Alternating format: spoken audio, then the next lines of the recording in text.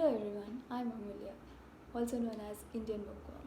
I write bookish content, I write book reviews, and I give book recommendation to many people. I love reading books, and reading is not just a hobby, it's my passion. But then I receive so many questions and all, like why I like to read, but then I'm not interested, I can't spend so much time, or I just hate reading. And if you are among those people who want to start to reading but then you hate reading, if you can relate to this, just what I said, then you're at the right place. So today I will be talking about books to read if you hate reading. So let's get started. So the first book is The Diary of a Young Girl by Anne Frank. So The Diary of a Young Girl, or also known as The Diary of Anne Frank, is a book of writings from the diary kept by Anne Frank while she went into hiding with her family during the Nazi oppression. It was a very difficult time for her during the Holocaust because they had to go into the secret annexure, and the situation was very difficult for her and her family. Anne received a blank diary on her 13th birthday and she named it as Kitty. In her diary, Anne has documented her experiences and how her life changed after her family went into hiding. I am very amused and touched by the thoughts of this young girl. Like, her thoughts were so mature at this very young age, and yet they were so innocent. So the hardships she and her family had to face, to survive all that and to record it in a diary is a very difficult task. But still, Anne kept a diary and she documented each and everything. Anne just didn't want to write a diary. She wrote tales in her diary and she wanted to publish it after the war was over, and sadly she couldn't do it. She died in one of the camps. But later her father found all these documents, and later he published it, and since then Anne Frank's diary has been translated into many more, like more than 70 languages, and it is the most read diary ever. And I just love this. This is one of my favorite books. Like, it is so innocent and so beautifully written. Initially it was written in the Dutch language, and I'm pretty sure, like, if you read this book, you'll just get a new perspective towards life.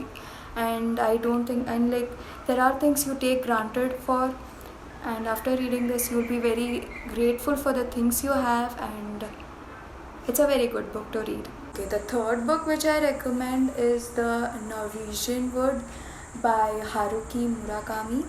So, The Norwegian Wood is a 1987 novel by the Japanese author Haruki Murakami, which has been translated into various languages. Initially, the story was written in Japanese. It is written in a first-person perspective of Toru Watanabe, who looks back on his college days in Tokyo. Toru recollects his relationships with two different women, one being beautiful yet emotionally troubled Nico, and the other one being this charming, outgoing, bubbly, and lively Midori. The novel is filled with very heart-touching lines, and Haruki Murakami has written so beautifully that it makes one fall in love all over again. The novel is a nostalgic story of loss, uneasy friendship, casual sex, passion, and desire. At the end of the novel, the reader is forced to wonder about love and loss.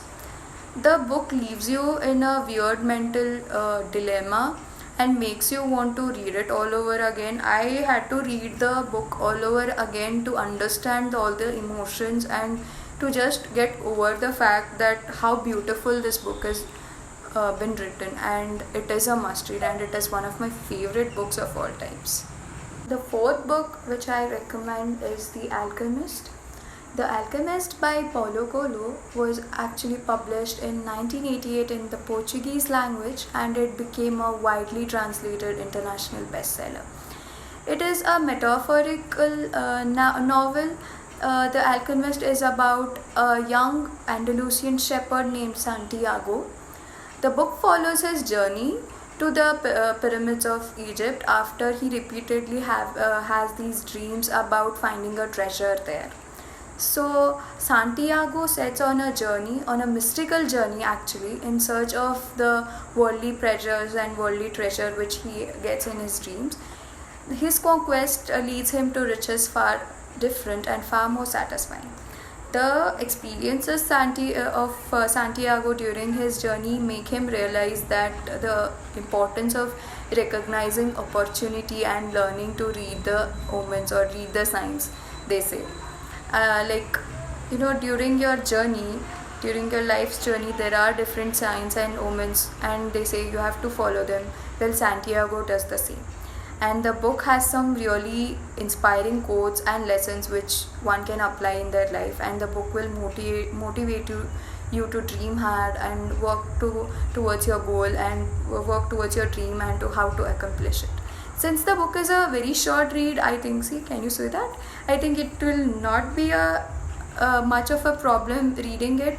It is a beautifully written book and it takes you on a beautiful journey, and you should read this one. Last but not the least, we have Murder on the Orient Express by Agatha Christie, and it is a thriller murder mystery novel based on Orient Express. So just after midnight, a snowdrift stops the Orient Express in its tracks. The luxurious train is surprisingly full for the time of the year, but by the morning it is one passenger fewer. An American tycoon lies dead in his compartment, stabbed dozens of times. His door is locked from inside. So, isolated with a killer in the midst, Detective Hercule Poirot, or Poirot, must identify the murderer in case he or she decides to strike again. So, if you don't fall in love with reading, or if you don't start reading after you have read an Agatha Christie, I'm sorry, my friend, nobody can help you.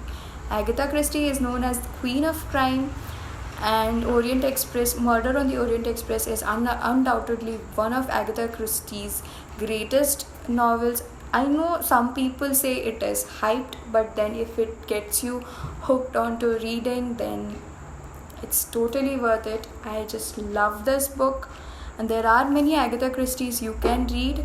This is one of them. So if you like this video, and if you start reading, and if you liked any of these books, please do like and comment on the video and share it with your friends. More bookish videos and content coming up. Thank you.